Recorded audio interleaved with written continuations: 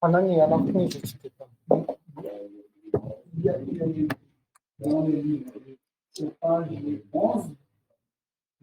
Oui, je pense.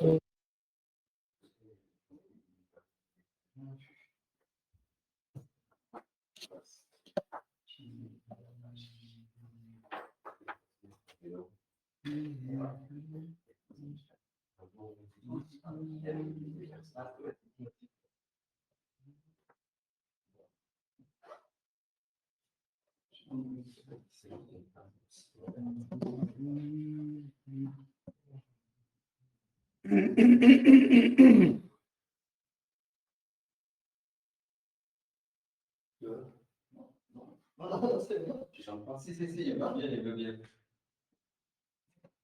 En fait, c'est pas une question, c'est... Ok, on commence. Pratique.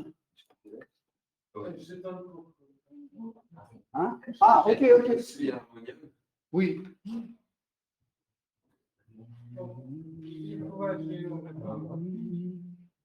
C'est quelle page? 11e page.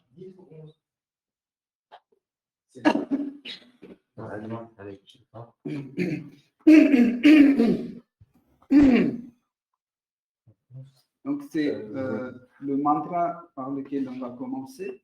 C'est un mantra qui est dédié au maître spirituel. En fait.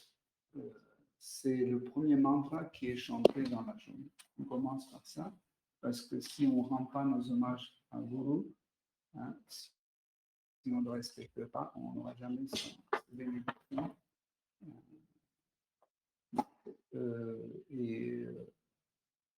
Cette mantra est composé de 8 morceaux. Dans chaque morceau, il y a la glorification des qualités du Guru, de ses divertissements, de ses relations avec Shri Krishna et de sa pratique.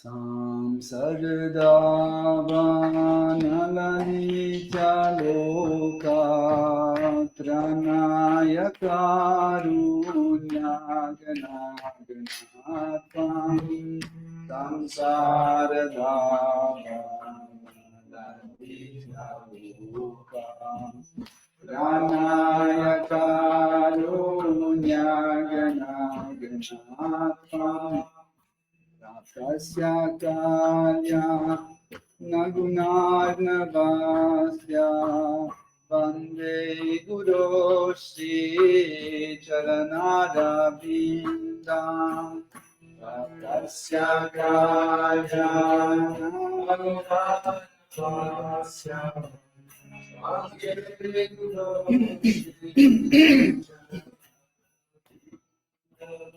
Mahaprabhu Kirtanandita Gita Vaditramadyan Manasodasena Mahaprabhu Kirtanandita Gita Vaditramadyan Manasodasena Romanchakampa Sutarangabhajo Vande Guru Shri Charanadabindam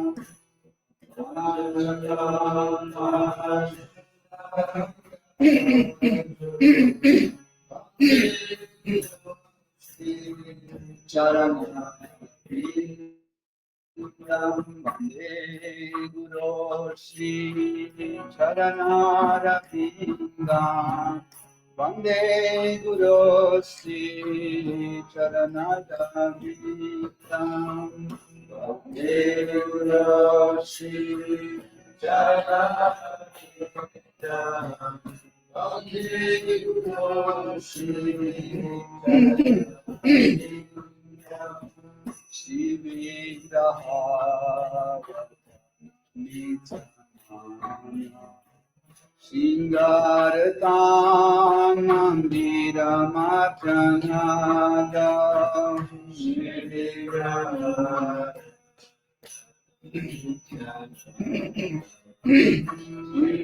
Shingaratan Mandiramatranada Tasya bhaktam shanyunjatoti Vande Guru Shri Charanarvindam Tasya bhaktam shanyunjatoti Vande Guru Shri Chaturvida Shri Bhagavad Prasada Svadvanatritan Haribhakta Sankam Chaturvida Shri Bhagavad Prasada Svadvanatritan Haribhakta Sankam Vivaiva Triti Majata Sadaiva Vande Guru Shri Charanarvindam Vivaiva Triti Majata Sadaiva Vande Guru Shri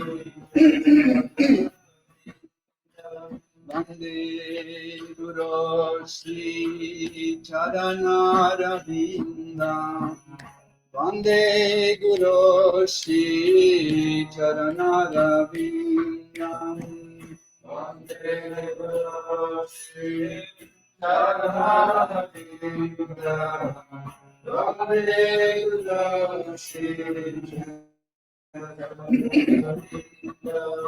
Shri Radhika Matavayorapara Madhurya Lila Gunarupana Shri Radhika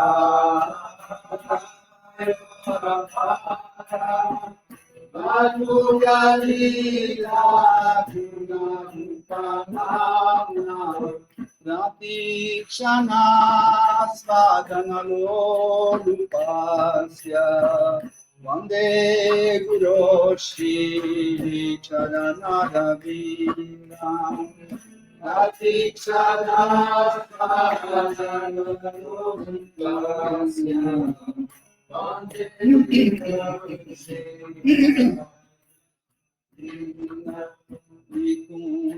Vikunjayuno Ratike Disitai Yayali Viryu Pirapekshaniya Vikunjayuno Ratike Disitai Yayali Viryu Pirapekshaniya Tatra Vidasya Ativalabhasya Vande Guru Shri Charanarvindam Ativalabhasya Vande Guru Shri Vande Guru Shri Charanarvindam Vande Guru Shri Charanarvindam Vande Guru Shri Charanarvindam Vande Guru Shri Charanarvindam Vande Guru Shri Charanarvindam. Vande Guru Shri Charanarvindam. Vande Guru Shri Charanarvindam. Vande Guru Shri Charanarvindam. Sakshatharindena Sammahashastra Muktastatha Bhavyata Eva Sapi Sakshatharindena Sammahashastra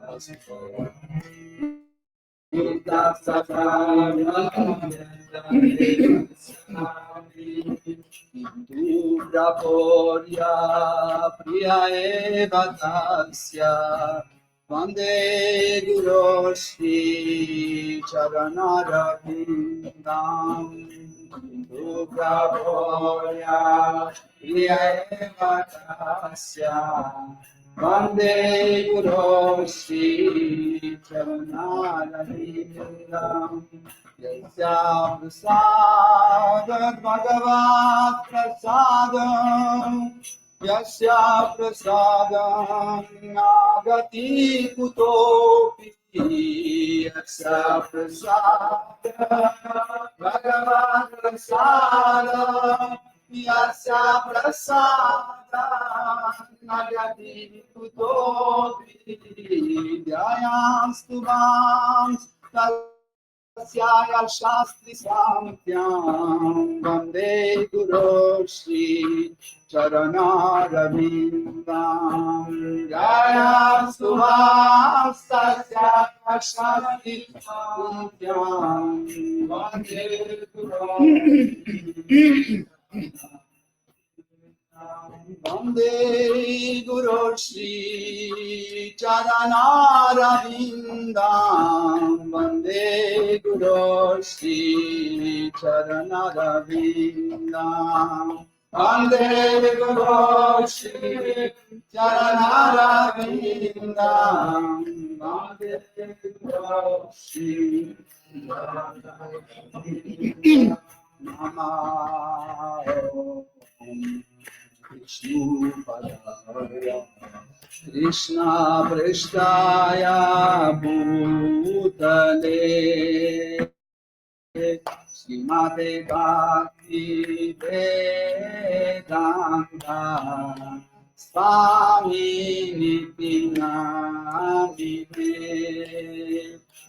Namo Vishnu Padaya Krishna Prasthaya Bhutale Srimate Bhakti Vedanta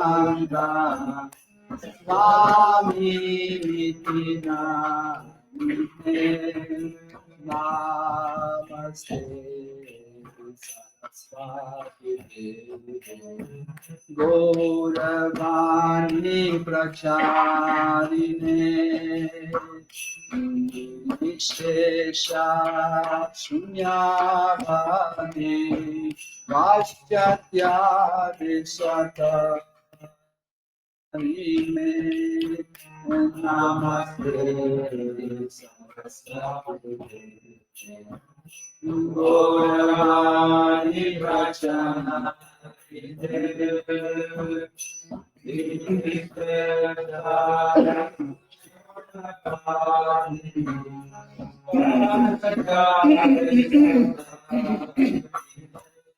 Jai Shri Krishna Prabhu Nityananda Shri Advaita Gadadhara Shivasati Gaura Bhakta Vrinda Krishna Prabhu Nityananda Shri Advaita Shiva Sati Gaura Bhakta Vinda Hare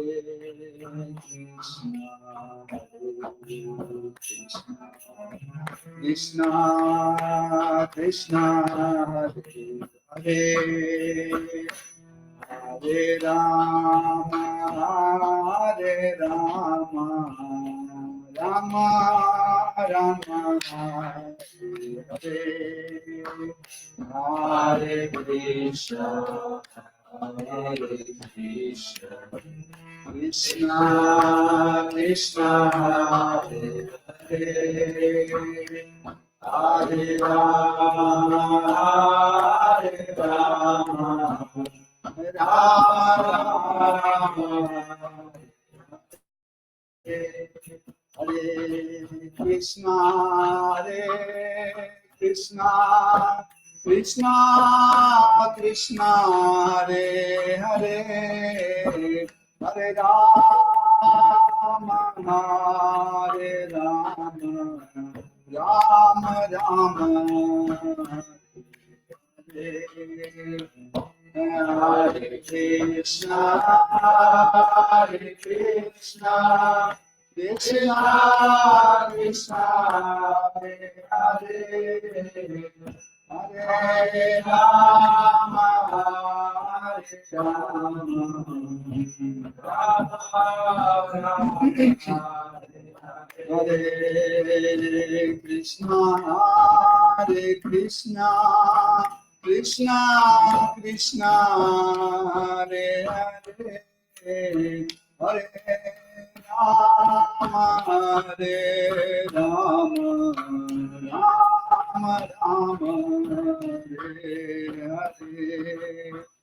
Hare Hare Krishna Hare Krishna Krishna Krishna Hare Hare Hare Rama Hare Rama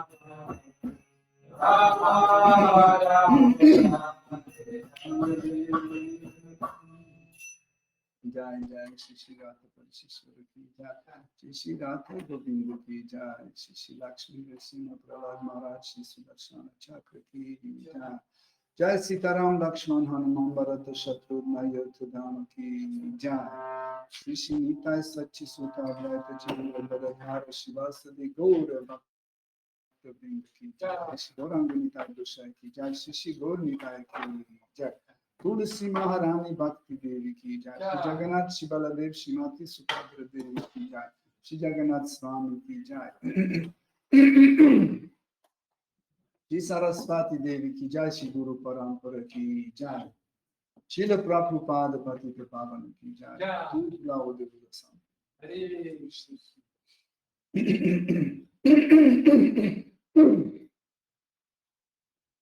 Om Ajnanatimirandasya Jananjana Shalakaya Chakshurunmilitam Yena Tasmai Shri Gurave Namaha Shri Chaitanya Manobhishtam Stapitam Yena Bhutale Swayam Rupa Kadamayam Dadati Svapadantikam Vandeham Shri Guru Shri Yuta Padakamalam Shri Gurum Vaishnavam Shri Rupam Sagraj Jatam Sahagana Raghunatham Tam Sajivam Sadvaitam Savadutam Parijana Saritam Krishna Chaitanya Devam Shri Radha Krishna Padam Sahagana Lalita Shri Vishakam Vitamscha Hey Krishna Karuna Sindhu Dina Bandhu Jagatpate Gopesha Gopika Kanta Radha Kanta Namostute Tapta Kanchana Gaurangi Radhe Vrindavaneshwari Rishabhanusute Devi Pranamami Hari Priye Vancha Kalpatarubhyascha Kripa Sindhubhya Evacha Patitanam Pavanebhyo Vaishnavebhyo Namo Namaha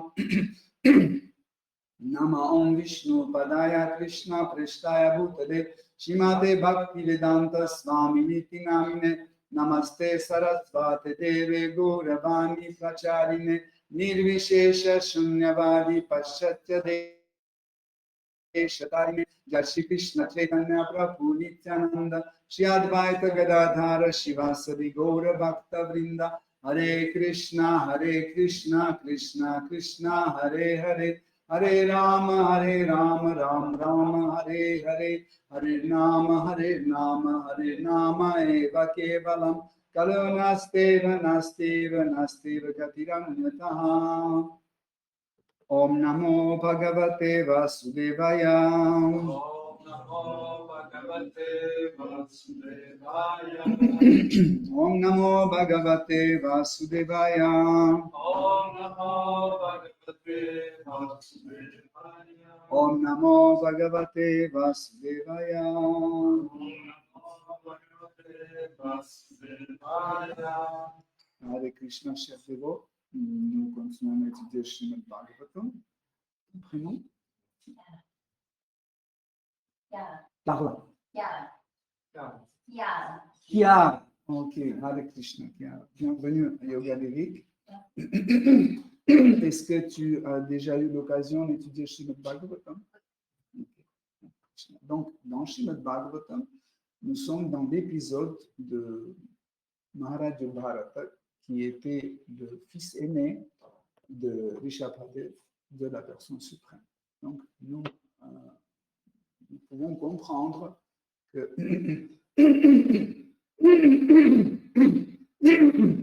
pardon, les livres sacrés, surtout Srimad Bhagavatam, ils montrent la diversité des relations des êtres vivants avec Seigneur suprême. Donc, et nous voyons que Seigneur suprême a infiniment de fils, des filles, des frères, des parents, etc. etc. Donc, ce n'est pas pour critiquer les chrétiens qui disent que Dieu a juste un seul fils. Hein. On accepte Jésus-Christ comme fils de Krishna sans problème, c'est une autorité spirituelle pour nous, mais nous acceptons les livres sacrés entièrement. Tandis que juste prendre la Bible et sortir le contexte de l'existence de toutes les écritures spirituelles, ce sera une connaissance demi-écrémée. On va dire ça. Pas complète. Okay? Donc, mais toujours, nous devons savoir que même une miette, même une petite miette de n'importe quel livre sacré, soit c'est le Coran, soit c'est la Torah, soit c'est les évangiles ou autres, ils ont toujours une valeur extraordinaire. Donc, et pour ça, nous ne devons pas diviser trop les livres sacrés, surtout les livres qui parlent de Dieu, la personne suprême, qui décrit Seigneur suprême et les divertissements de Seigneur suprême avec ses dévots et les êtres vivants. Donc, comme nous avons étudié Maharaja Bharata, il a fait un beau parcours pour montrer à la société comment chaque membre de la société doit se comporter. En plus, il a montré comment chaque spiritualiste, chacun qui pratique la vie spirituelle, selon son ashrama, doit agir. Brahmachari, Grihastha, Vanaprastha et sannyas. Donc, ainsi que par son propre exemple, il a montré comment le roi doit agir à un certain âge. Donc, chaque roi, dans la tradition védique, dépassait 50 ans à peu près. Donc, il a abandonné, en fait, ou il transmettait le trône de roi à un de ses fils qui avait les qualités d'un maharaj, d'un roi. Quelle était la première qualité d'un roi védique? C'est qu'il avait une avidité de protéger ses subordonnés. Vous voyez, ce qui est intéressant, c'est qu'on ne dit pas qu'il doit être fort ou il doit être un bon politicien ou autre. Non. La première qualité de roi, c'est un vide désir de protéger ses subordonnés. Et c'est extraordinaire. Hein? Et en fait, il a divisé la terre, hein, parce qu'il était l'empereur de la terre, il a divisé en 5, non? Il avait 5 fils, non? Bon, je crois qu'il avait 5 fils, donc oui, il avait 5 fils, parce qu'ils sont comparés à 5 stances d'un être humain. Donc, il a divisé la terre en 5 royaumes différents et chaque fils prenait la responsabilité de chaque de cette partie de la terre. Comme ça, il était convaincu qu'après son départ, la terre va être régnée par les rois qualifiés. Donc, lui-même, il s'est retiré dans un endroit solitaire où plusieurs personnes qui cherchent à retourner au monde spirituel et rétablir ses relations avec le Seigneur suprême, ils trouvent le refuge dans cet endroit. Mais sûrement, vous pouvez poser la question, mais si tout le monde va dans un lieu retiré, ça ne sera plus un lieu retiré. Mais en fait, il y avait des règles à respecter et en fait, chacun restait dans un périmètre séparé comme ça pour ne pas déranger l'un l'autre, pour ne pas en fait, perturber la solitude de méditants. Mais ce n'était pas interdit de communiquer parce que des fois, les ermites, ils avaient certaines réalisations. Et vous savez, quand vous avez une réalisation spirituelle, vous ne pouvez plus dormir tant que vous ne la partagez pas avec quelqu'un d'autre. Si vous avez eu déjà une petite réalisation spirituelle, vous devez vraiment constater qu'en fait, dès que vous découvrez quelque chose, vous cherchez quelqu'un à qui vous voulez le transmettre. Et c'est normal, parce que en fait, la réalisation spirituelle a cette nature. Donc, et les ermites ne pouvaient pas s'en empêcher d'en partager. Donc, et Bharata, donc il est allé vivre en pénitence. Il a commencé par effectuer les yagyas, les sacrifices. Vendredi dernier, nous avons un peu parlé des sacrifices. Et précédemment, nous avons même expliqué la nature de chaque sacrifice. Si vous vous souvenez, on a dit que chaque sacrifice est destiné à Seigneur suprême, chez Vishnu, et pour sa satisfaction. Mais nous avons aussi dit deux types de karmi, celui qui suit les règles et prescriptions pour faire plaisir à Seigneur suprême, mais il y a une catégorie qui fait plaisir à Seigneur suprême pour recevoir un autre plaisir pour soi-même. Ça, c'est une catégorie qu'on appelle le karmi, parce qu'il cherche quelque chose pour soi-même. Tandis qu'une autre catégorie, comme Maharaj Yudhishthir, comme Maharaj Bharata et les autres, ils cherchaient à satisfaire Seigneur suprême par un acte de sacrifice, et quand il y avait les fruits de ces sacrifices étaient de nouveau offerts à Seigneur suprême. Et quand, après cette offrande, il y avait encore le retour, sous la forme de fruits de ce sacrifice, il l'offrait de nouveau à Seigneur suprême.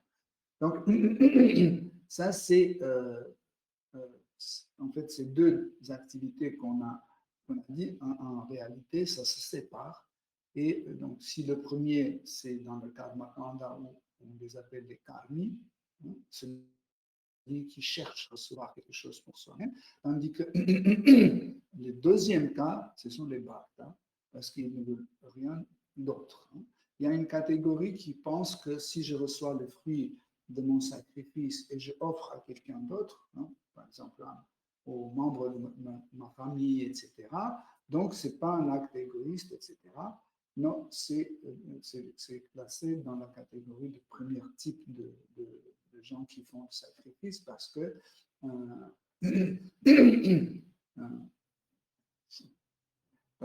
l'identification avec Krishna.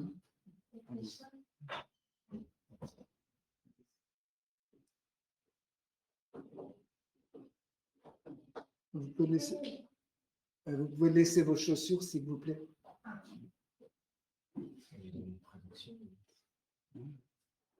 Il y a dans une traduction, c'est bon, c'est en français.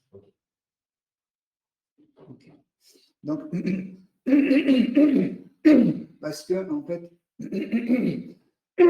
pardon, l'identification de notre ego, de notre moi, est beaucoup plus large que le corps subtil ou que le corps grossier.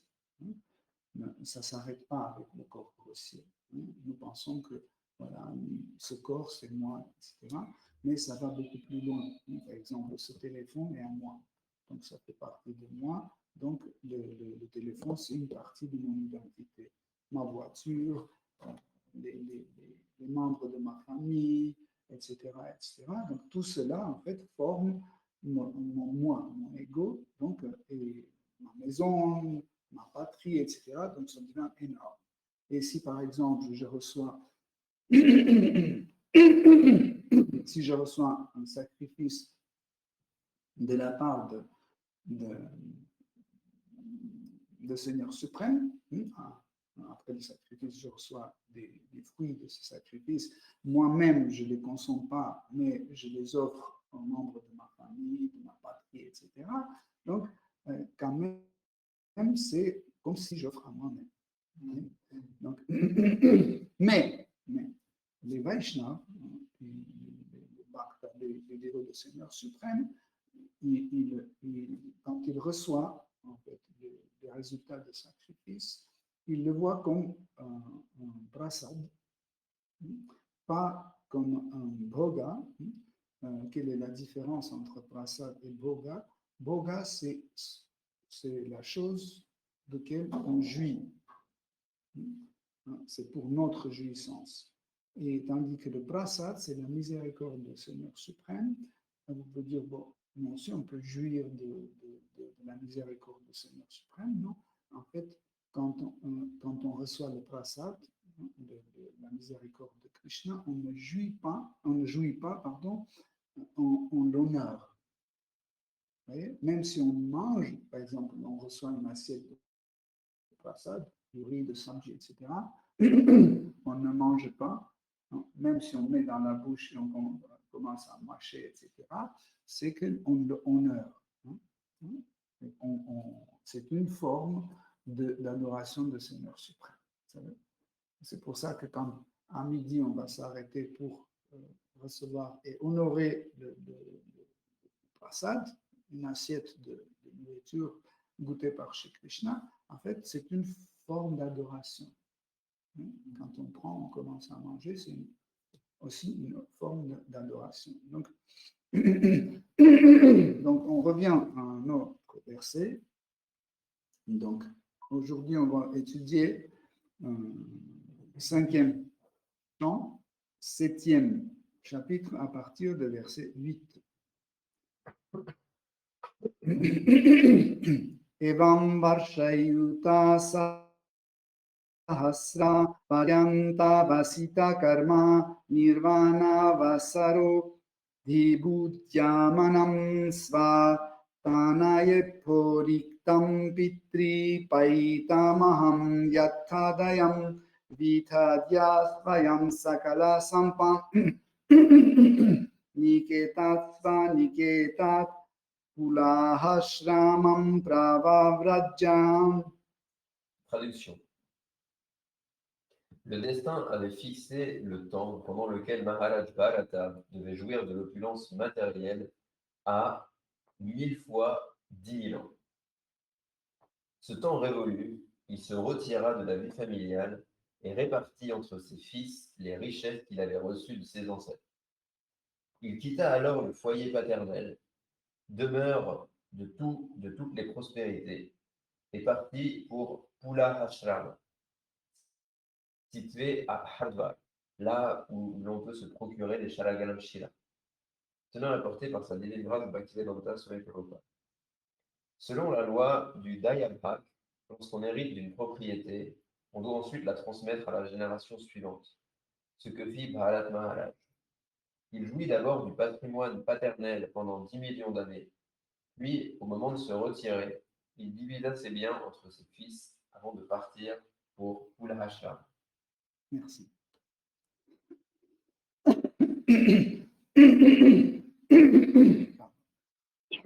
Dans le verset, nous avons Varsha Ayuta Sahasra, qui se traduit 1000 fois 10 000 ans.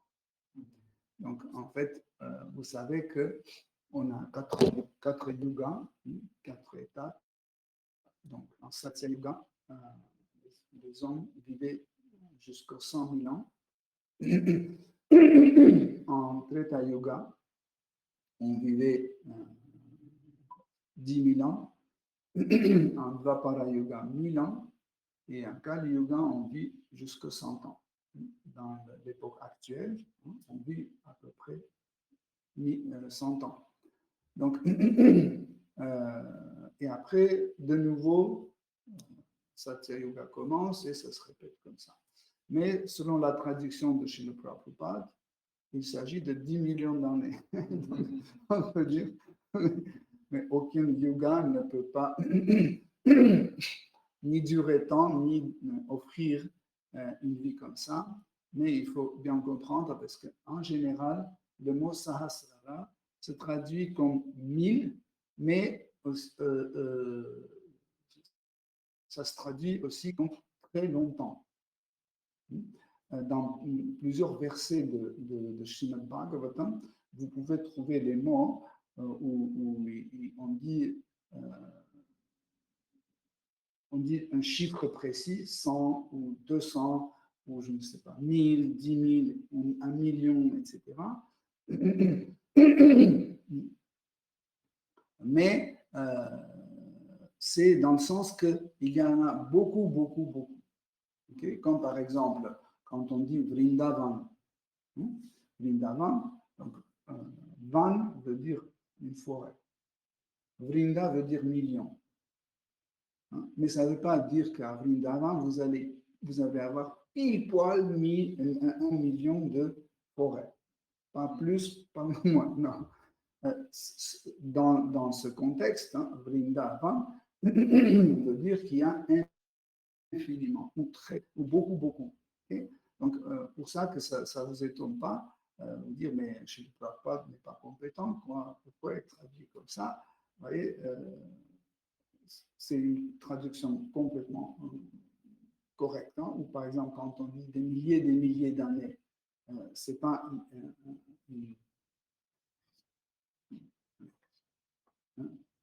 quand on dit des milliers d'années, ça ne veut pas dire que c'est un chiffre précis. Et des fois, quand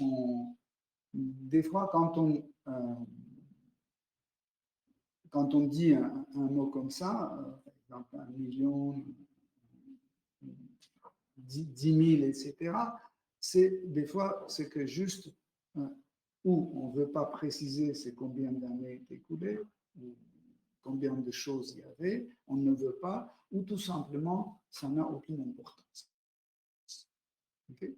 Donc, comme nous avons déjà expliqué que Bharat Maharaj, il a partagé son bien entre ses fils, et après, il a quitté sa demeure, Ça, il a quitté sa demeure qui était vraiment bien confortable parce qu'il vivait dans un palais splendide. Donc, et nous voyons qu'en fait, c'est une preuve d'une réalisation spirituelle. Allez-y. Donc, par exemple, quand quelqu'un quitte sa demeure aussi splendide, donc on peut comprendre qu'il n'est plus attaché à sa vie. Ce n'est pas aussi facile de quitter quelque chose que nous pensons de posséder. Moi, je possède, je sais pas, une île avec des avions, machin, je suis hyper riche, etc., etc. Et quand il y a du moment à abandonner tout ça, je dois partir et épouser l'ordre de Sagnas. Je dis, OK, je vous laisse tout, mais je prends un poignet de diamants quand même, au cas où. Donc, ça veut dire, j'ai une poignée d'attachement. J'ai une poignée.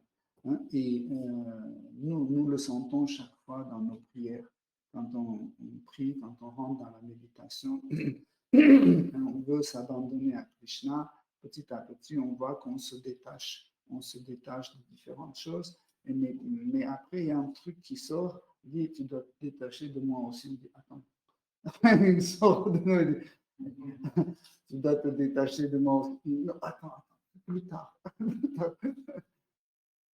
Pourquoi? Parce que cette chose-là est la chose à laquelle nous sommes très, très attachés. Et c'est quoi qui nous aide à se détacher de ce monde matériel? Quand on dit se détacher de ce monde matériel, il ne s'agit pas juste se détacher des objets,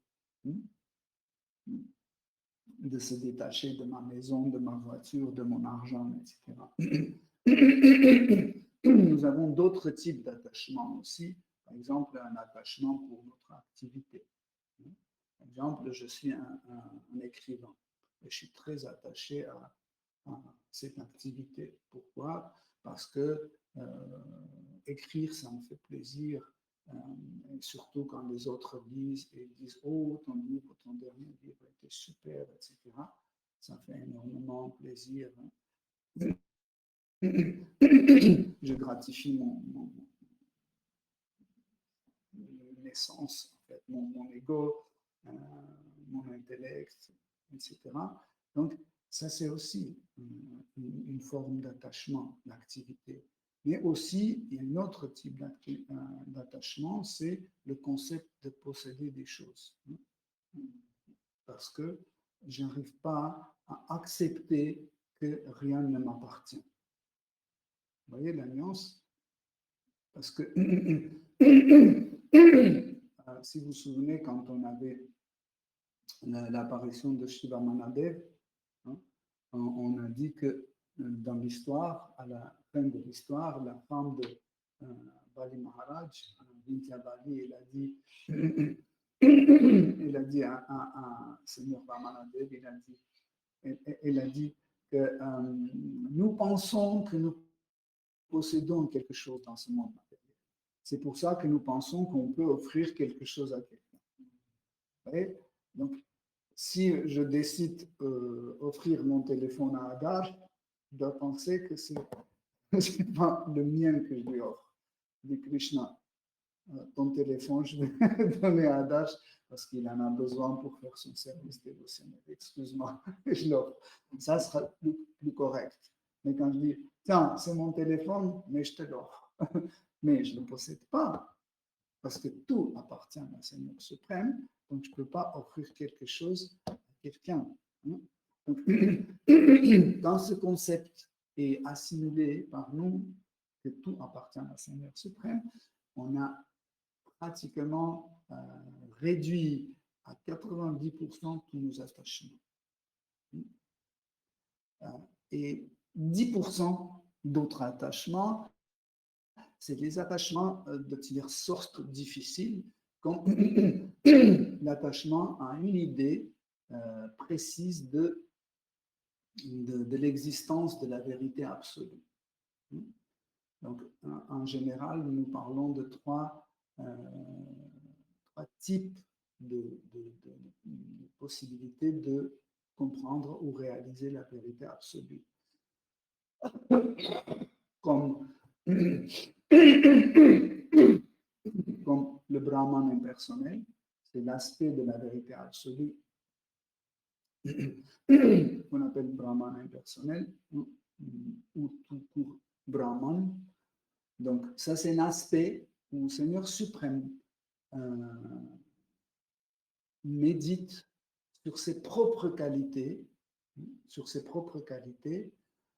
sans voir la relation avec les autres êtres vivants. Donc, il est seul et il médite sur ses propres qualités. Donc, qu'est-ce que cela veut dire? Pourquoi cela manifeste un aspect impersonnel? Parce que pour que mes qualités personnelles se manifestent, il faut la deuxième personne. Vous comprenez? Par exemple, je suis seul dans cette pièce, comme ça, il n'y a personne, les murs sont vides, donc je suis seul. Et on ne sait pas qui je suis. Je suis gentil ou pas gentil. Je suis méchant ou pas méchant. Je suis un arnaqueur ou quelqu'un de je ne sais pas quoi. Comment on peut savoir? Il faut qu'à côté de moi, il y a la deuxième personne. Dès qu'il y a la deuxième personne, ça veut dire qu'il y a la diversité qui apparaît. Donc la diversité commence à manifester mes qualités et les qualités de cette deuxième personne.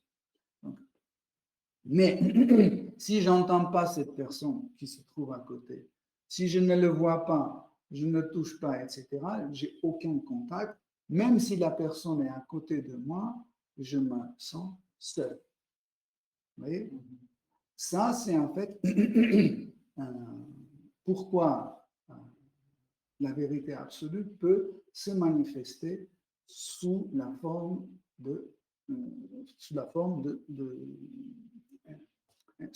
impersonnelle. Vous voyez, c'est une nuance. Si après vous aurez qu'on détaille un peu plus, on peut faire. Mais en gros, en fait, la graine de cette existence impersonnelle, c'est comment on peut dire, être seul. Être un, et c'est tout. Donc, dès qu'il y a la diversité, ça veut dire qu'il y a la deuxième personne, cette situation d'impersonnalisme, d'impersonnalité va disparaître. Okay? Donc, ça, c'est une des manifestations de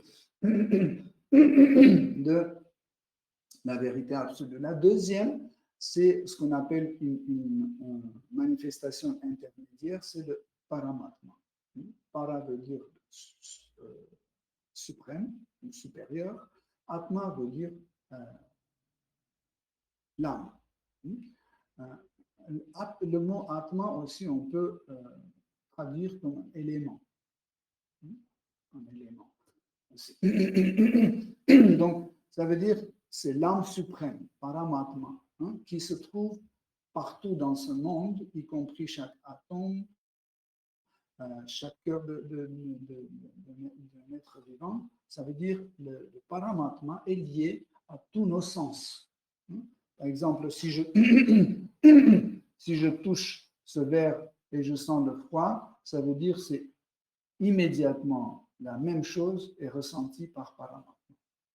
Si je vois quelque chose, la même chose, tout de suite, on voit Paramatma. Autrement dit, en fait, imaginez que notre corps, c'est comme un système de surveillance. Par exemple, caméra de surveillance. Quand on est une caméra de surveillance, mais nous, on est chez nous, à la maison, en train de regarder la télé, mais il y a un petit écran qui montre, ah tiens, il y a quelqu'un qui est venu.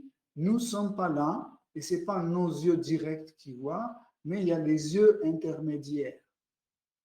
Vous voyez? Donc, Paramatma. Paramatma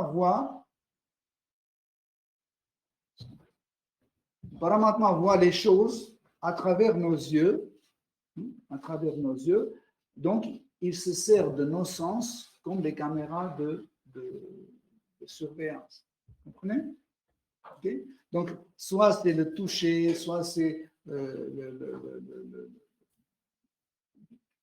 lui, soit lui, etc., etc.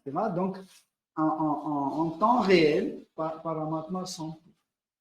Donc, ça, c'est le deuxième aspect. Mais il y a aussi le troisième aspect de la vérité absolue qui est accessible pour la plupart des gens, c'est le Bhagavan de la personne suprême. Ça veut dire une personne.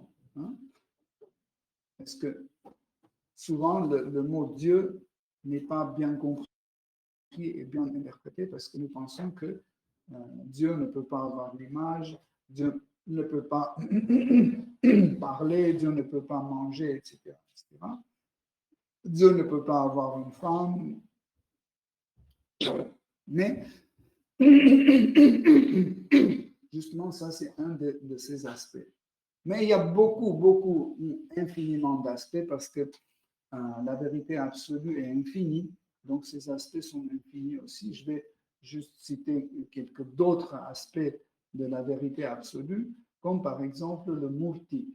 Le murti, c'est des images qui peuvent être créées de la terre, du métal, du bois, de la pierre, de la peinture, etc.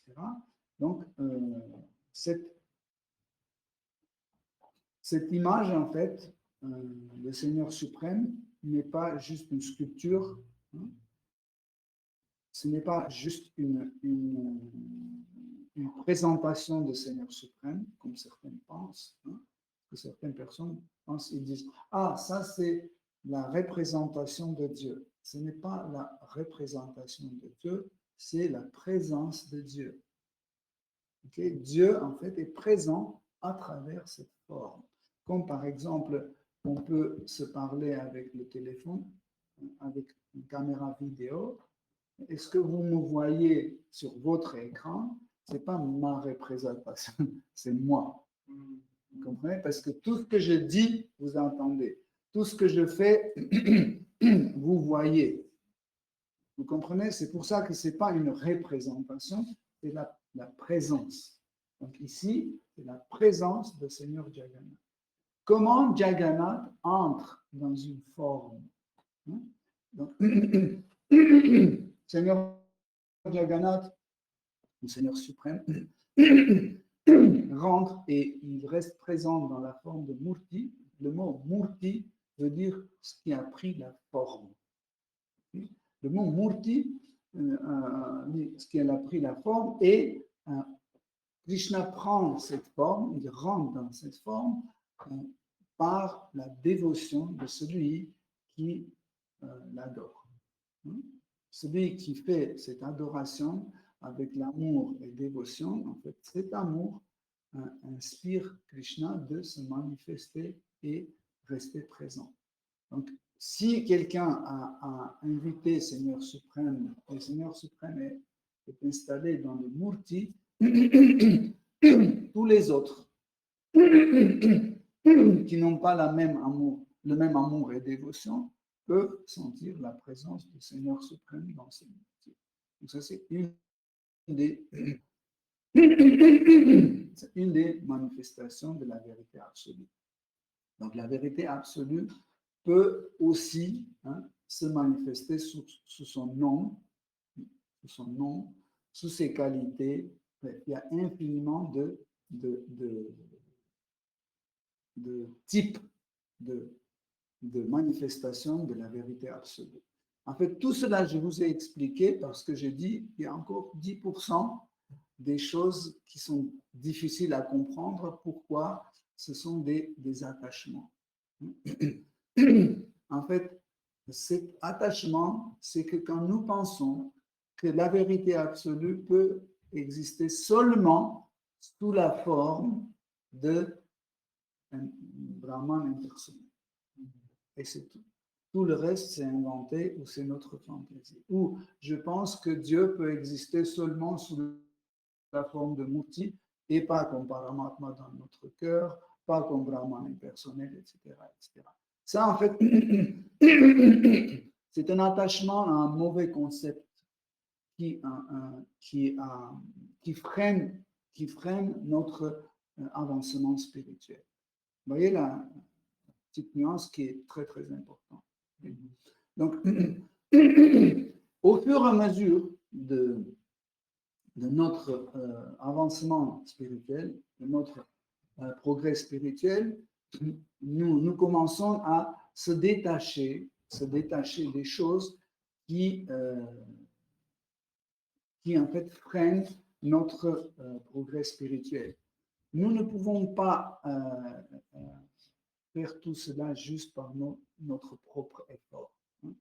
Juste faire des efforts, ce n'est pas suffisant. Les livres sacrés disent que tout en premier, il faut que nous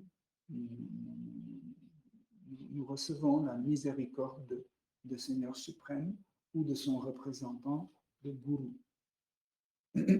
En effet, la miséricorde ne doit pas être compris comme ça. On arrive et le gourou prend quelque chose comme ça et nous donne. En fait, sachez que la miséricorde de gourou, c'est un bhava.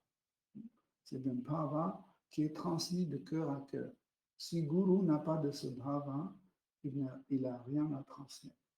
Sachez que quand on dit que qu'il y a le gourou qui sème dans notre cœur, qui sème les grains de bhakti, les grains de bhakti ou les grains de Krishna Prema, d'amour pour Krishna, en fait, sachez que et Prema et bhakti, ils ont la nature de bhava. Ce sont des bhavas. Donc, et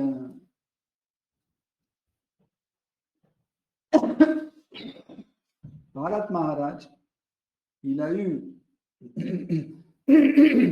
ces miséricordes de Guru et de Seigneur suprême. En plus, il a eu la miséricorde de Guru et de Seigneur suprême en même temps, parce que, en fait, son Guru et Seigneur suprême étaient fusionnés en une seule personne. C'était Shri Rishabhadev qui était Dieu la personne suprême.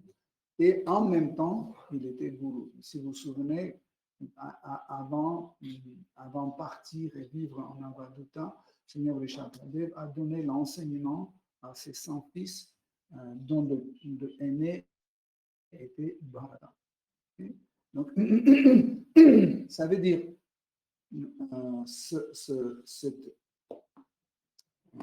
cet exemple montre que la vie spirituelle ne commence pas quand on abandonne tout et on va en pénitence. C'est pas comme ça. Ou la vie spirituelle commence dès que je reçois l'initiation de Guru. Non. La vie spirituelle commence par la foi. Mais certains grands Vaishnavas ils disent que c'est vrai, mais des fois, l'homme peut être engagé en service dévotionnel sans le savoir et sans avoir la foi. C'est extraordinaire, mais c'est comme ça. Par exemple, je suis un athée et je vois qu'une dévote, habillée en civil par exemple, est en train de porter un énorme sac avec les livres de Srila Prabhupada, qui sont les livres sacrés. Et moi, juste parce que je la trouve sympa et je pense qu'il faut aider, je dis, bon, donnez-moi, je vais vous aider. Je prends ce sac avec les livres Prabhupada, j'amène jusque l'arrêt du bus et je dis Hare Krishna, merci beaucoup. Je ne sais pas même qu'est-ce que c'est Hare Krishna. Donc, et en fait, je continue ma vie. Mais par la miséricorde de cette fille, de cette dévote, j'ai entendu Hare Krishna. Hare Krishna, c'est une forme de pratique. Entendre le Saint-Nom, c'est une forme de pratique spirituelle qui s'appelle Shravanam. Écoutez, Shravanam, écoutez le Saint-Nom, les divertissements de Seigneur suprême, les postulats de la philosophie, etc. Ça rentre tout dans Shravana. Et par hasard, parce qu'elle m'a dit Hare Krishna, je lui ai répondu Hare Krishna. Mais je ne sais pas qu'est-ce que c'est. Donc, j'ai fait j'ai appliqué une autre forme de service de sadhana bhakti, c'est le kirtana, c'est reproduire. Hein. J'ai dit Hare Krishna. Okay? Donc, mais je ne crois à personne, je suis matérialiste, carnivore, etc., etc. Mais du coup, sans croire, je me suis engagé par la miséricorde de ces dévotes, je me suis engagé dans une activité de sadhana bhakti. Ce genre d'exemple montre que le bhakti dépend de rien du tout, même le bhakti ne dépend pas de la foi complètement. Mais c'est vrai que la foi joue un rôle très important. C'est en fait comment nous pouvons définir la qualification de quelqu'un qui peut commencer pratiquer sadhana bhakti, pratiquer service dévotionnel, c'est la foi. Il suffit d'avoir un peu de foi, n'importe qui, même les démons peuvent s'engager dans le service dévotionnel. C'est faux quand on dit tant que nous ne sommes pas montés sur la plateforme de Sattva Guna, la vertu, nous ne pouvons pas nous engager dans le service dévotionnel. C'est faux. C'est faux. N'importe qui peut s'engager dans le processus de service dévotionnel, dans la pratique. Ça ne veut pas dire que tout de suite on devient un pur dévot, non. Mais nous pouvons pratiquer. Bharata Maharaj, quand il est allé dans le lieu solitaire pour continuer sa vie spirituelle, donc il a, comme c'est écrit dans les versets, il a continué à faire les sacrifices et, comme Shukadev Goswami dit, et son cœur commençait à devenir encore et encore plus en plus pur. Donc l'autre fois, si vous vous souvenez, on a donné l'exemple du miel avec une goutte d'urine dedans. C'était un peu spectaculaire, mais juste pour expliquer qu'est-ce que c'est la contamination. Contamination, c'est quand il y a deux choses qui n'ont rien à voir l'un avec l'autre, et ça provoque un sentiment qu'on appelle viruta bhava. Ça veut dire une émotion d'incompatibilité. Une goutte d'urine dans un pot de miel. Mais si vous prenez cette goutte de l'urine et vous mettez sous le microscope, il n'y aura pas cette sensation de dégoût, dégueulasse. C'est normal. C'est compatible avec le microscope, c'est compatible, voyez, mais avec le miel, non. Et pourtant, vous voyez, dès que j'ai dit miel avec une goutte d'urine, tout de suite, pourquoi? Parce que on a déjà l'expérience et on voit que ça ne correspond pas du tout. Donc, et Bharata Maharaj, il a continué en fait faire cela et purifier ses sens. Dans le verset, il a purifié le cœur. Nous, si vous vous souvenez, nous avons dit que en fait, le cœur est composé de tous nos sens réunis. Et quand on sent quelque chose par notre cœur, cela veut dire que cette chose est présente simultanément dans tous nos sens. Par exemple, j'ai le Paramatma dans mon cœur. J'ai réalisé, je commence à l'observer, ça veut dire si le Paramatma est dans mon cœur, je la vois, je l'entends, je le sens, j'ai un autre goût dans ma bouche. Ne dites pas comment est-ce qu'on a goûté le Paramatma. Vous savez, certains objets, certaines couleurs peuvent manifester un goût dans notre bouche.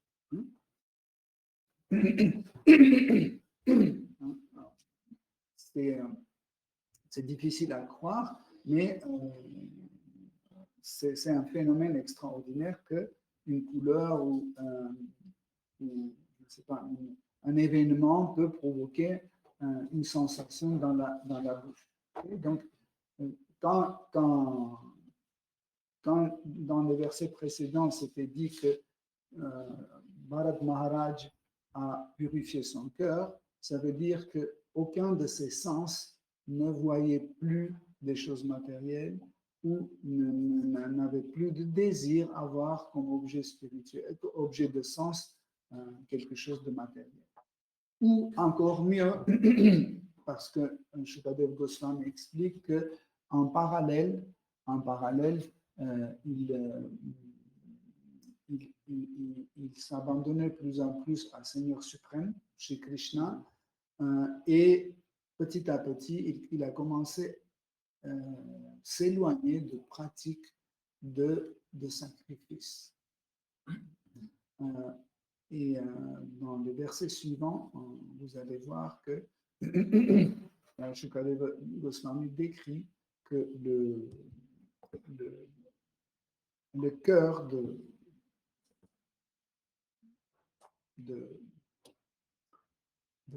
Maharaj Bharata a commencé petit à petit fondre. Donc la différence entre un sadhaka qui fait sadhana bhakti, ça veut dire qu'il suit les règles et prescriptions de pratique de bhakti, et un bhakta,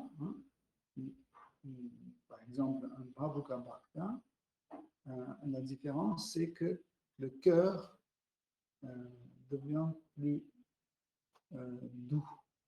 Le cœur de Bhavuka Bhakta devient doux. Qu'est-ce que cela veut dire? C'est qu'il ne raisonne pas seulement avec sa conscience, son mental, son raisonnement, son intellect, mais il revit quelque chose. Il ne dit pas « Ah oui, ça c'est raisonnable. Ah oui, ça c'est les carottes, c'est très très bien pour la santé, c'est pour les yeux, c'est très bien. Et ça c'est la curcuma, c'est très bien, ça purifie le sang. Là, il faut manger. » Non. Quand il commence à manger, il commence à pleurer parce qu'il me dit, mais je mange la même carotte que Krishna a goûté. Et ça, en fait, ça commence à toucher le cœur et il y a des sentiments qui commencent à apparaître. Et ce n'est pas les sentiments que nous avons, les sentiments ordinaires que nous avons dans notre vie quotidienne, c'est des sentiments qui viennent parce que c'est notre relation avec Shri Krishna qui a provoqué ce sentiment. D'habitude, dans la vie, par exemple, nous pouvons pleurer parce qu'on nous a viré de notre travail. C'est une raison pour pleurer, par exemple. Ou nous pouvons pleurer parce qu'on a cassé la jambe. Ou on peut rire parce que quelqu'un est tombé par terre et il a cassé, je ne sais pas, le gâteau qui le transportait. Il est tombé dedans, comme ça, et ça nous fait rire. Okay. Ces choses-là provoquent les émotions aussi, mais on ne les considère pas comme bhava, comme des émotions spirituelles, parce qu'ils ne sont pas liés directement à Shri Krishna. Donc, par exemple, je peux écouter un kirtana, tout le monde chante, et puis je commence à pleurer, mais pas parce que je pense à Krishna, c'est la mélodie qui me plaît et je commence à pleurer. Pour ça, il faut bien comprendre quelle est la différence entre un sadhaka et entre un bhavuka bhakta. Donc ici, nous voyons par la description, nous voyons que déjà dans cette étape de sa vie spirituelle, Bharat Maharaj était déjà à un niveau de bhavuka bhakta. Donc on peut lire le verset suivant, s'il te plaît. C'était 9.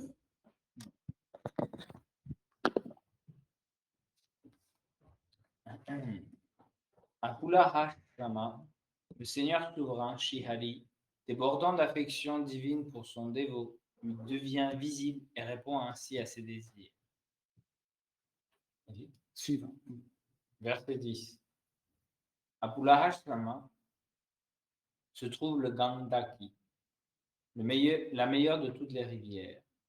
Le Shalagrama Shila, cette pierre marquée de haut en bas de cercles comparables à des nombrils, purifie les lieux où elle coule. Élie ? Non, merci. Donc, ici, dans ces 3 versets, il est mentionné la pierre Shalagram. En fait, vous pouvez trouver plusieurs versions de prononciation. Il y a Shalagram Shila, Shiligram Shila, Shilagram Shila. Il y a différentes prononciations. Et en fait, juste par vocabulaire, par sens commun, on peut dire que qu'est-ce que c'est Shalagram Shila? C'est une pierre de Shalagram. Shalagram, c'est l'endroit. Shila, ça veut dire une pierre. C'est une pierre sacrée. Mais pourquoi cette pierre est sacrée et quelle est la différence entre cette pierre et autres pierres? Pourquoi cette pierre est adorée? Donc il y a une histoire en fait, liée à l'apparition de cette pierre, parce que cette pierre, je ne sais pas si vous avez vu déjà, il est noir. Il est noir, tout noir. Et on peut le trouver dans la rivière Gandaki. Là où il y a l'endroit qui s'appelle Shalagram. Donc, cette histoire commence en très très longtemps. Donc, une fois, Shrimati Radharani a maudit Vrinda Devi. C'est une des habitantes de monde spirituel. Et elle était obligée de descendre dans ce monde matériel.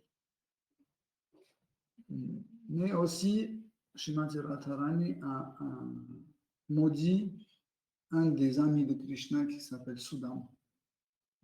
Et il était obligé de descendre dans ce monde matériel et prendre la forme d'un démon qui s'appelait Shankasura. Shankasura. Non, Shankachuda, c'est le frère de Shrimati Radharani. Ça, c'est Shankasura. Et en fait,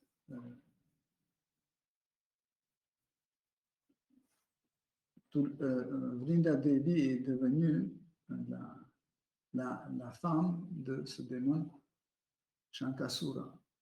Et Shankasura, il a reçu une bénédiction qu'il ne sera jamais tué tant que sa femme est fidèle à lui. Donc, mais elle était vraiment une femme 100% fidèle. Et comme ça, Shankasura a vaincu tout l'univers, jusque les planètes édéniques. C'était vraiment dangereux parce que les démons ont commencé à embêter les demi-dieux et les fonctionnements de demi-dieux dans ce monde, parce que chaque demi-dieu dans ce monde a ses fonctions, et les fonctions commençaient à être perturbées. Et pour cela, il voulait absolument arrêter le démon Shankasura. Et ils ont parlé avec Brahma, Brahma a parlé avec Seigneur Vishnu, et Seigneur Vishnu a dit que je vais régler ce problème. Et qu'est-ce qu'il a fait? Un jour, quand Shankasura était quelque part en bataille, donc il faisait une bataille, en ce moment-là, Seigneur Vishnu a pris l'apparence de Shankasura, pile poil, et il est venu, et il a dit, oh, fatigué, j'en ai marre de tout, etc. Et viens ma belle. et elle a cru que c'est son mari. Donc, elle s'est abandonnée à lui. Et du coup, après, son mari a vu qu'il commence à perdre la bataille. Mais c'est pas possible, ma femme est fidèle. Tant qu'elle est fidèle, donc je peux pas être vaincu. Donc, mais parce qu'on commence à me vaincre, donc ça va pas. Donc il y a quelque chose qui va pas, il court à la maison. Donc il court à la maison pour vérifier, il voit que lui-même il est là. Merci. Comme ça, il ne savait pas quoi faire, quoi dire. Et Seigneur Vishnu a découvert son identité et elle était tellement frustrée, tellement enragée qu'il a maudit Seigneur Vishnu. Il a dit que si tu es seulement quelqu'un qui a le cœur comme une pierre peut faire un acte pareil et devient une pierre. Et comme ça, et il est devenu des pierres dans le Gandhaka. Et on considère que chaque pierre de Gandhaka, qui a cette couleur de Seigneur Jagannath, c'est en fait, ce n'est pas un murti qui a pris la forme, c'est les morceaux de Seigneur suprême. Par exemple, quand on a un murti, que quelqu'un qui a fait, on les installe sur le sol et après on invite le Seigneur suprême de s'installer dans le murti par notre amour et dévotion, par notre service. Mais le Grand Shila est différent.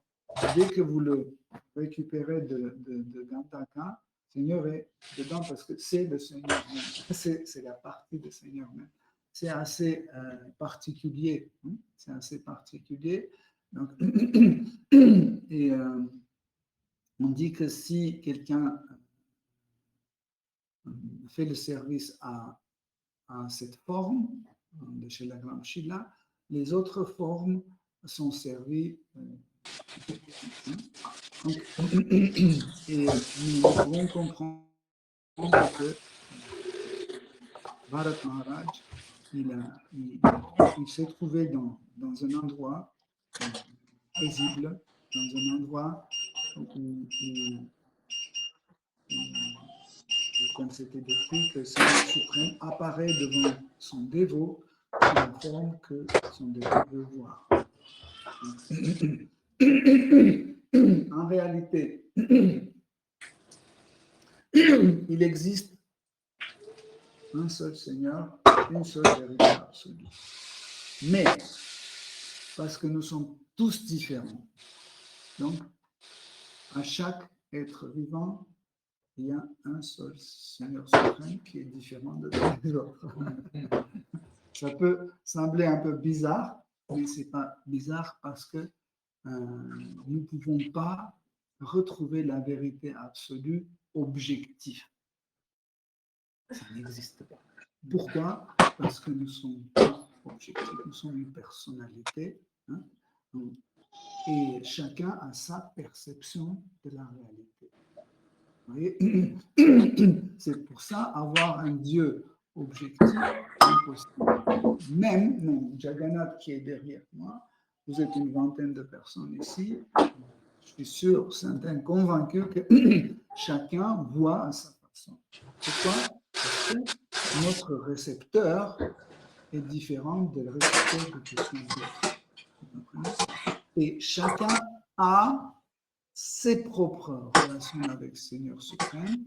Et nous ne pouvons pas porter quelqu'un d'adorer une forme qui n'a pas cette, comment dire, ce truc commun, cette compatibilité avec le Seigneur suprême. C'est pour ça que j'ai parlé de Viruta Bhava, de cette émotion. En fait, c'est cette émotion en réalité qui définit quelle forme de Seigneur suprême on va adorer. Ok, Hare Krishna. Si vous avez des questions, c'est comme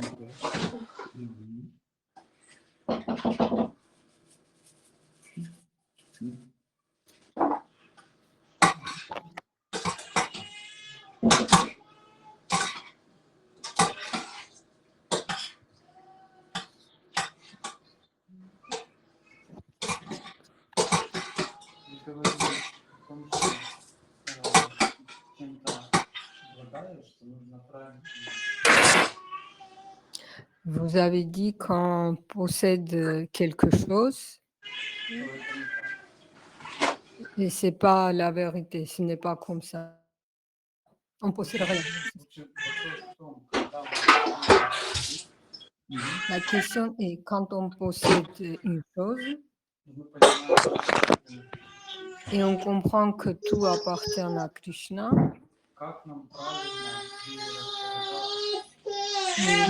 Comment agir avec cette chose? Чтобы одновременно не оставаться обладателем этой вещи. Pour qu'on ne considère pas qu'on est le propriétaire de cette chose, Ну и одновременно, что другие же не могут ее подать. mais en même temps, les autres, ils ne peuvent pas le posséder parce que c'est entre guillemets, il veut dire c'est le mien, c'est chez moi.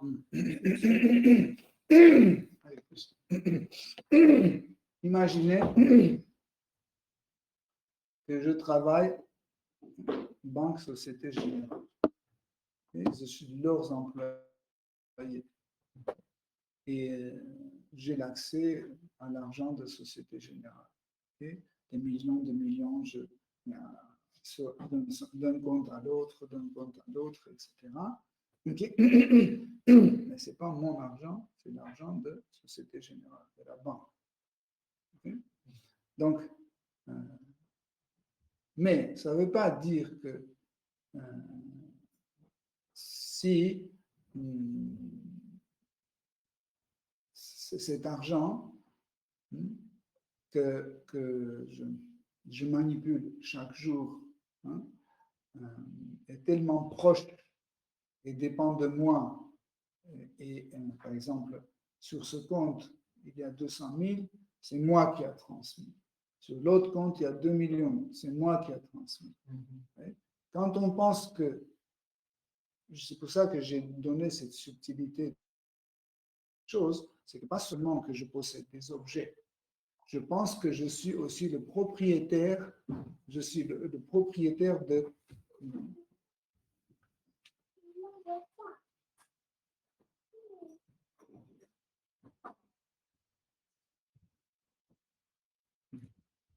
Je pense que je suis le propriétaire de cet acte. Vous voyez, ce n'est pas que l'objet même. Je peux penser que c'est moi qui lui a donné 2000 euros. C'est Hare Krishna. C'est pas, je pense que c'est moi qui lui a transmis 200 euros, 300 euros. Donc, je ne suis même pas le propriétaire de cet acte. Parce que si mon karma, qui est contrôlé par Paramatma, ne me permet pas, je ne peux pas le faire. Même si je fasse 50 essais, 2000 essais, je ne peux pas le faire. Donc, nous devons bien comprendre cela. Donc, et même si le directeur de Société Générale me donne 1000 euros pour que j'achète un ordinateur pour la société, je peux aller acheter autre chose, ok? Je peux, mais je serai condamné, je serai pénalisé. Pourquoi? parce que j'ai utilisé l'argent de quelqu'un d'autre. Ok? Et je serai pénalisé. Dans notre vie quotidienne, nous sommes pénalisés tous les jours, tous les jours, tous les jours. Et presque tous les heures, tous les heures, tous les heures. Pourquoi? Parce que on utilise l'argent de quelqu'un d'autre. Ça veut dire, Krishna me donne une banane et j'utilise pour moi. On dit, c'est à utiliser ma banane, elle est la mienne. Vous comprenez? Donc, et comme résultat, je suis puni. Comment? Je peux tomber malade. Vous voyez? Ou je peux avoir une indigestion, ou je peux ne plus avoir des bananes, etc., etc. Il y a toujours un retour, parce que karma existe. Vous ne pouvez pas aller contre le karma. Karma existe et en fait, pourquoi karma marche aussi bien? Parce que ce n'est pas nous qui dirigeons le karma, c'est Krishna qui dirige. Si on dit, bon, à partir de demain, donc c'est Patita Pavana qui sera le responsable de karma dans notre univers. Il ne pourra même pas, dans le périmètre de sa famille, il ne pourra pas gérer ça. Okay? Mais Krishna gère simultanément, infiniment des actes, des actions des êtres vivants, simultanément. On ne peut pas écrire même le chiffre, quel chiffre il s'agit, vous comprenez? Donc, ça veut dire, ça c'est une preuve, si Paramatma gère tout ça, ce n'est pas moi qui gère, donc ni les choses, ni mes actes ne m'appartiennent pas. Donc, tout doit utiliser pour Shri Krishna. Si nous possédons une chose que nous n'arrivons pas à utiliser dans la conscience Krishna pour faire plaisir à Krishna, il faut trouver la personne, lui donner cette chose en disant, moi, je n'arrive pas à l'utiliser, mais je sais que tu es qualifié, tu vas utiliser cette chose pour Krishna. Par exemple, j'ai une voiture, je ne m'en sers pas, je ne sais pas, ou je m'en sers mal, j'amène mes copains au bord de la mer pour qu'on boive de la bière, etc., etc. Donc, c'est un mauvais usage de ma voiture. Et je vois que je ne peux pas utiliser cette voiture autrement. J'amène et je donne à quelqu'un d'autre qualifié, dit, écoute, je sais que toi, tu peux utiliser cette voiture pour faire plaisir à Krishna, prends-le. Je ne crois pas de... Une fois, ils étaient avec ces dévots, et les dévots ont dit, il y a de l'argent, on ne sait pas comment l'utiliser, etc. Je ne crois pas d'en montrer à un de ses disciples, il a dit, lui, il est très qualifié. Si vous avez l'argent, donnez à lui, il sait comment l'utiliser pour Krishna. C'est comme ça. Si nous, on n'arrive pas, qu'est-ce que ça veut dire qu'on n'arrive pas? C'est que nous ne comprenons pas comment en fait utiliser cet argent pour la conscience de Krishna. Il faudra donner à quelqu'un qui sait le faire.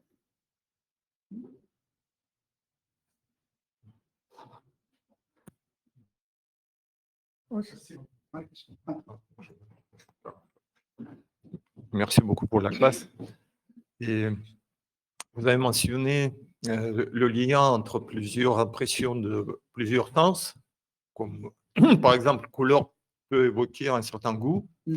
Et je trouve ça très intéressant. Est-ce que vous pouvez élaborer un peu et donner des exemples?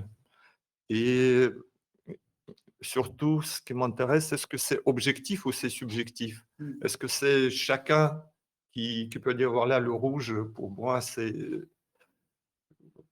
le goût, ou parce qu'on peut avoir en fait le lien entre tous les 5 sens, c'est bien ça. C'est pas seulement le goût et la couleur, ça peut être le goût et l'ouïe, etc. Voilà. Merci.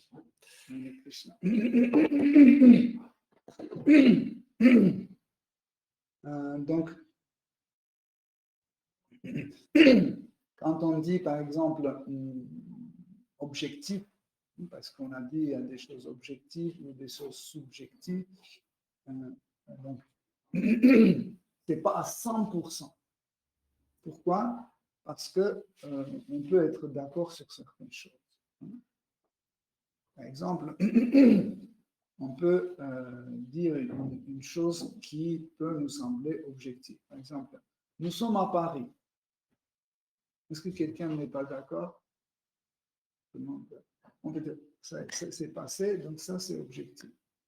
Mais je peux dire autre chose. Nous sommes à Yoga Lyrique. Vous êtes d'accord? Hein? D'accord, parce qu'on est à Yoga Lyrique. Hein? Alors, où nous sommes? À Yoga Lyrique ou à Paris? Vous voyez? Donc, une partie va dire on est à Yoga Lyrique quand même, et l'autre va dire non, mais quand même, nous sommes à Paris. Vous voyez? Donc, en fait, pourquoi j'ai donné cet exemple? Pour qu'on sache qu'il y a des nuances de la perception. Ce qui est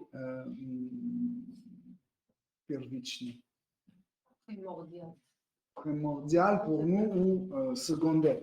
Et pour quelqu'un pour qui брат, можно потише там? Брат.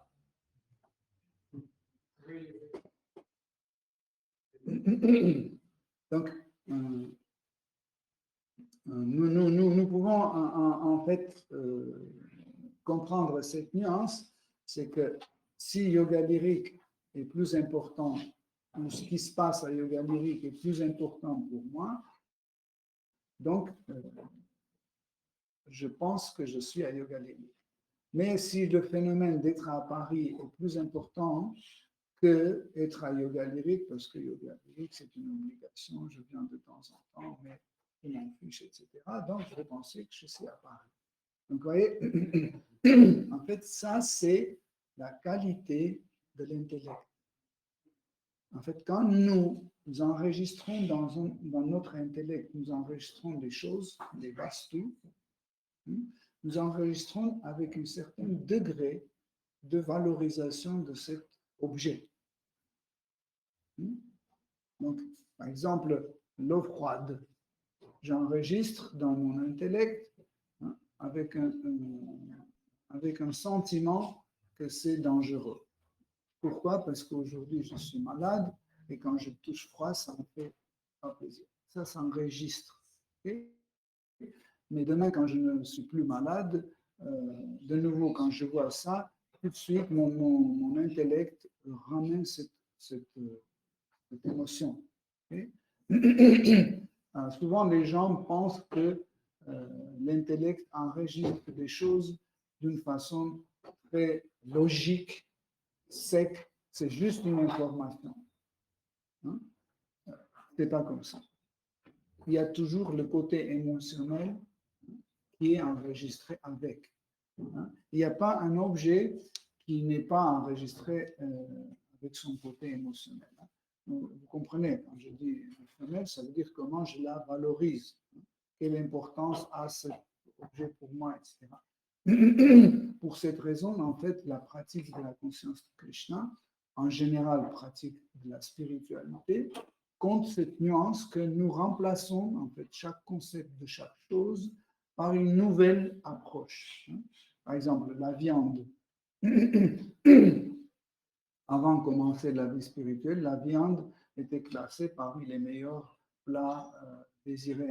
C'était très bon, etc., etc. Okay? Du coup, quand notre conscience change, en fait, cette même matière est classée dans la catégorie non comestible, dangereuse, dégoûtante. Hein? Alors, c'est quoi qui a changé? La viande est toujours la même il y a 5 ans, mais aujourd'hui, elle n'est plus comme avant. La viande n'a pas changé, c'est nous qui ont changé. Quand on dit nous, il s'agit de notre intellect qui a subi des changements. Et ces changements, sûrement, portent côté émotionnel. Par exemple, j'étais un carnivore et quelqu'un m'explique, il me montre, par exemple, comment dans les abattoirs, on tue les gens, etc. Les animaux, on tue les animaux, etc. Vous voyez? Et en fait, j'enregistre ça et je dis, c'est fini, je ne vais plus manger de la viande. Donc, c'est enregistré avec son côté émotionnel. Ok? Hein? Donc, en revenant à ta question, donc, la perception des choses dépend de l'enregistrement et de contenu de notre intellect. Et aussi dépend sous quel guna nous nous trouvons. Par exemple, les écrits védiques disent que dans le monde matériel, 3 gunas d'énergie matérielle, tamas, l'ignorance, rajas, la passion, et sattva, la vertu, on peut les mettre dans la catégorie de 3 couleurs. Mais encore plus subtilement, pas mettre dans la catégorie de couleurs, mais percevoir sous l'angle de ces 3 couleurs.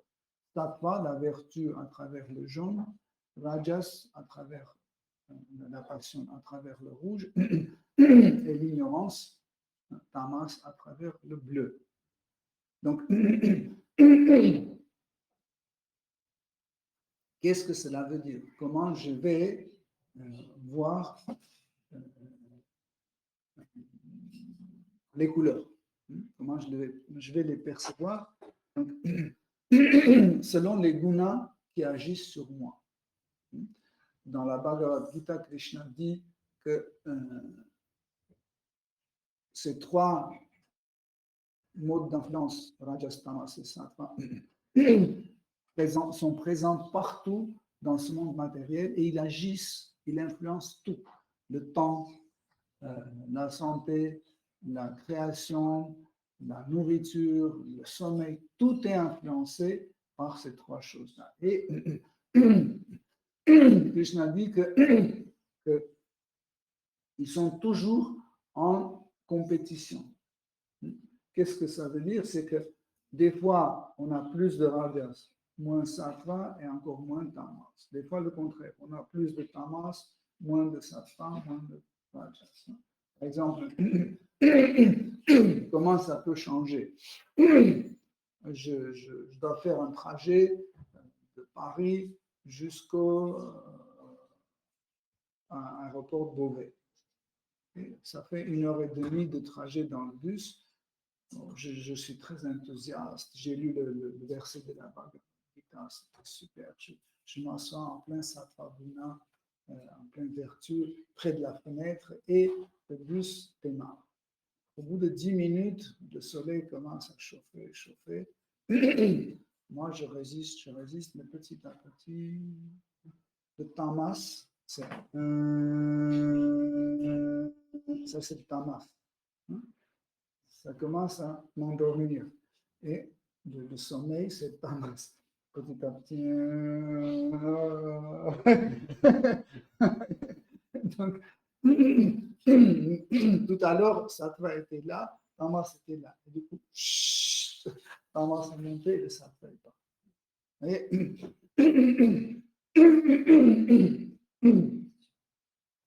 Donc, la perception des choses dépend de l'influence de ces 3 gunas. Même, par exemple, le temps, on a dit plusieurs fois, le temps est perçu comme passé, présent et futur, selon les gunas. Tamaguna, quand Tamaguna nous influence, nous prenons le temps comme passé. Quand Rajas nous influence, nous voyons le tamas, le temps comme futur. Le présent, c'est le sattva. Mais en réalité, le temps, c'est une mesure absolue. C'est un élément absolu. Même le présent, vous ne pouvez pas attraper. À quel moment vous pouvez attraper le présent? Essayez d'attraper le présent. Impossible. Non? Dès que vous l'attrapez, ça devient passé. Et tout de suite, le futur. Dès que vous l'attrapez, c'est impossible. Donc le présent, en fait, c'est entre guillemets, c'est conditionnel ici, le présent. Tandis que dans le monde spirituel, le temps est sous sa forme absolue. Hein. Et il est présent sur 3 formes de présent. Présent passé, présent présent et présent futur. C'est un peu compliqué, mais pourquoi? Parce que dans le monde spirituel, ces 3 gunas ne sont pas présents et n'influencent pas. Okay? Donc, la perception des couleurs dans le monde matériel sont liées aux 3 gunas. Tandis que dans le monde spirituel, les couleurs ne sont pas liées aux 3 gunas. Par exemple, les relations avec Krishna, les rasas, sont aussi colorées. Par exemple, Shantarasa, les relations avec Shri Krishna, Shanta veut dire la paix, paisibilité, neutre. Shanta peut dire aussi neutre. Donc, Shantarasa a son goût blanc. Blanc, c'est le goût de Shantarasa, la couleur de Shantarasa. Qu'est-ce que ça veut dire? C'est que, en fait, quand vous contemplez sur la plateforme spirituelle, vous contemplez la couleur blanche, ça vous amène cette paisibilité, cette tranquillité, etc. Parce que c'est un goût spécial. Okay? C'est pour ça, ou Hasya Rasa, hein? La relation avec Seigneur suprême sous la rasa secondaire, Hasya veut dire le rire, l'humeur, humour.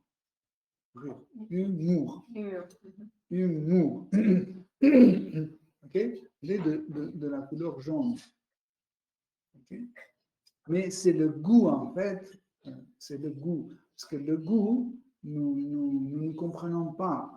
Souvent, pour nous, le goût, c'est absolument lié avec la langue. Mais la langue aussi, quand vous goûtez quelque chose, ça produit l'effet d'une couleur en nous. Mais on est tellement tamasique, tellement rajasique, que nous n'arrivons pas à les distinguer. On n'a pas cette habitude, vous comprenez? En réalité, quand nous mangeons, ça produit une couleur. Si vous vous concentrez, on ne veut pas que ça devienne une pratique, mais vous pouvez faire cette expérience et voir comment, en fait, un goût provoque une couleur. Il y avait beaucoup des artistes qui essayaient de travailler dans cette direction, comme par exemple Vassily Kandinsky, si vous connaissez, c'est un des maîtres de l'art abstrait du XXe siècle. C'était un des premiers qui commençait à expérimenter dans cette direction. Il voyait les couleurs et le son, en fait, la transformation d'une couleur en son. Et il disait même la forme change la sonorité. Par exemple, vous prenez le jaune a sa sonorité. Mais si vous faites un jaune triangle, et un jaune carré, et un jaune cercle, ils vont sonner tous les 3, ils vont sonner d'une façon différente. Donc, Scriabin, c'est un autre grand compositeur du XXe siècle, russe, qui accompagnait ces symphonies avec une projection de couleurs sur le fond de l'orchestre.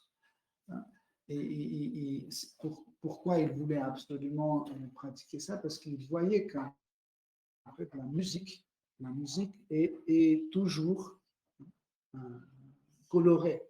Tout ce qu'il écrivait, il jouait en fait ses préludes, ses études, etc. Et il sentait que c'est coloré. Et il n'arrivait pas à détacher. Donc c'est une réalisation assez intéressante. Mais aussi, parce que tu posais la question de liaison entre deux sens. Comment un sens peut transmettre quelque chose à un autre. quand je travaillais comme professeur d'art plastique, chaque année, je faisais une expérience avec mes élèves. Je disais apporter un objet pas trop grand, un objet dans un sac plastique noir et ne montrer à personne. Donc, ils venaient chacun avec son sac plastique, avec un objet dedans qu'on ne peut pas voir, hein, parce que c'est noir. Et après, les élèves échangeaient entre eux des sacs. Donc, et le but était, en touchant l'objet avec les doigts, dessiner. Ça veut dire tu ne le regardes pas, juste tu le touches, par le toucher, tu dis « Ah oui, ça c'est ça. Là, il y a une petite vis ici, ok. Là, il y a un poignet, là, il y a un... » Et il dessinait comme ça sans voir. Et puis, c'était extraordinaire. Quand il finissait, on sortait l'objet, on mettait « Bah oui. » Vous voyez comment un sens peut travailler pour un autre. Donc, quand je parlais de cœur, quand je dis quand on met quelque chose dans le cœur, cet objet commence à être présent dans tous les sens.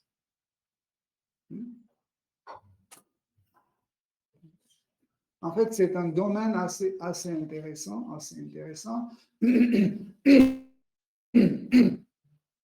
Si on peut l'étudier en parallèle, pas en parallèle, mais avec la conscience de Krishna, ce sera bien utile.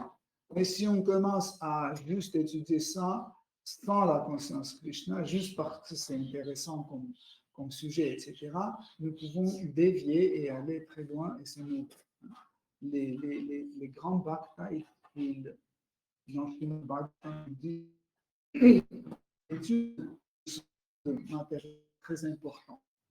Mais il ne le faut juste au degré que ça nous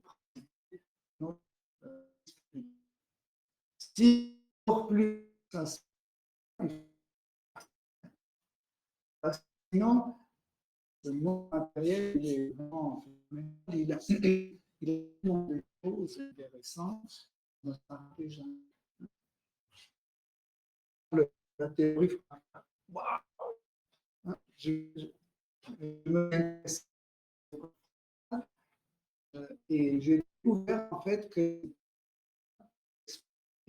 une manifestation de Seigneur Vishnu. Comment Krishna manifeste sa forme Balaram, comment Balaram manifeste la forme de Vishnu, etc. C'était assez intéressant, le système de manifestation. Mais c'est juste parce que c'est intéressant, ça sert à rien. Vous avez des questions? Mais non, je vais juste faire une remarque par rapport aux couleurs, par rapport aux longueurs d'onde. Par rapport aux longueurs d'onde. Oui. Ça, les couleurs. J'avais lu aussi qu'il y a certaines personnes qui arrivent à percevoir ces couleurs naturellement comme ça. Et comme vous disiez qu'un goût peut avoir une couleur, il y a des émotions aussi qui peuvent avoir des couleurs. Donc, est-ce que ça a un rapport aussi avec les longueurs d'onde, les fréquences et les vibrations? En réalité, la vision n'est pas liée à l'organe de l'œil. Par exemple, si je dis fermer les yeux, rouge, vous le voyez. Maintenant, je dis bleu, vous le voyez. Mais où? En plus, vos yeux sont fermés. Donc, ça ne dépend pas ni des longueurs, etc. En fait, les longueurs d'onde dans comment on dit ça en français, quand ça passe avec la prise, la diffraction. Non, quand la couleur blanche, la lumière blanche passe à travers la prise et devient sec. Je ne sais pas comment ça s'appelle en français. Diffraction. C'est quand ça bouge. Non, quand ça rentre et après, c'est le phénomène d'arc-en-ciel. Chez Pink Floyd. Okay, donc, diffraction. Voilà. En fait, cette diffraction, c'est juste c'est comme un transport jusqu'à mon œil. À partir de l'endroit où mon œil l'a capté, les choses se passent autrement. ça passe ça commence c'est la conscience qui commence à prendre en traitance, on peut dire comme ça. Mais de côté, non? La conscience positive ou la conscience négative? Oui. Ça rentre dans le pouvoir là-dedans. Par exemple, on regarde un film dans lequel ça prend une image, ça, on va le film. Après, la conscience, ça fait donner. Oui. Oui. Mais en général, on doit comprendre que tous nos sens, nous avons 5 sens d'action, 5 sens d'information, hein? Mais en fait, le mental, l'intellect et le ego sont considérés aussi comme sens. Donc on a 13 sens. Et tous ces 13 sens, c'est différentes transformations de la conscience. La vision, c'est une forme de conscience. Le goût, c'est une forme de conscience. L'odorat, c'est une forme de conscience. C'est toutes diverses formes de conscience. Aussi, 5 éléments grossiers aussi, ce sont des 5 formes de conscience. La terre, c'est la conscience dure. L'eau, c'est la conscience liquide. Le feu, c'est la conscience intermédiaire. L'air, c'est une conscience, on peut dire. Et aussi l'espace, c'est une autre forme de la conscience. Tout ça, c'est des diverses qui produit aussi, à leur tour, qui produit le son, l'espace, le son, le toucher, la couleur, la forme, la couleur, le goût et l'odeur. Donc tout cela, en réalité, c'est diverses formes de la conscience. Et la conscience est perçue par la conscience. Dans le monde spirituel, tout est composé d'une seule énergie. Comment ça s'appelle? Chit. Voilà. De Chit Shakti. Chit Shakti, c'est une des énergies qui rentrent dans la catégorie de Samvit Shakti. C'est une forme. Il y a plusieurs types de l'énergie de conscience et Chit Shakti, c'est une forme d'énergie de conscience. Et en fait, imaginez, le monde spirituel est complètement composé de la conscience. Et quand nous, on voit quelque chose, on sent quelque chose, etc. Donc, on peut dire aussi que la conscience est perçue par la conscience. C'est 100% compatibilité. Ici, ce n'est pas 100% compatibilité. Pourquoi? Parce que dès que ça ne marche pas avec ma nature, il y a une sorte de perturbation de perception. Ouais. C'est pour ça que dans le monde matériel, dès qu'il y a quelque chose qui ne correspond pas, je ne me sens pas bien, je commence à souffrir, je me sens malheureux, etc. Ouais. Et comme résultat, c'est négatif pour moi. Je ne suis pas satisfait. Tandis que dans le monde spirituel, même quand il y a des choses qui entre guillemets, nous font souffrir, cette souffrance nous apporte la félicité, ananda, la félicité. Et pour cela, on dit que le monde matériel et le monde spirituel se ressemblent beaucoup parce que l'un est le reflet de l'autre. Mais par exemple, imaginez que vous avez juste un petit miroir comme ça chez vous et vous avez acheté des nouvelles habits et vous voulez voir est-ce que ces habits vont bien pour vous. Ben, vous faites comme ça, il y a juste une partie de votre corps qui se voit dans le miroir. Vous ne pouvez pas vous voir entièrement. Vous faites ça, vous voyez juste cette partie-là, après vous faites ça, Parce qu'entièrement, vous ne voyez pas votre reflet. Pourquoi? Parce que le miroir est petit. Ok? Vous n'arrivez pas à vous saisir entièrement dans ce petit miroir. Pourquoi dans le monde matériel ça se passe pareil? Parce qu'il y a deux miroirs, l'énergie matérielle et l'énergie spirituelle. Donc, l'énergie spirituelle est 3 fois plus grande que l'énergie matérielle. Donc, ça veut dire, quand on parle de, reflet, de la réflexion du monde spirituel dans le monde matériel, c'est que c'est juste une réflexion partielle du monde spirituel.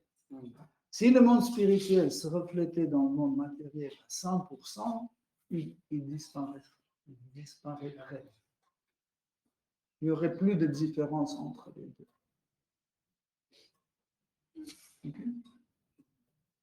Ok, Hare Krishna, cher dévot. Maintenant, on va essayer d'honorer le prasad. Pas manger, mais honorer. Et Krishna nous a envoyé. Hare Krishna, merci beaucoup pour votre attention. Shri Srimad Bhagavatam ki jai. Shri Prabhupada Patita Pavana ki jai. Toute gloire au dévot de l'Assemblée.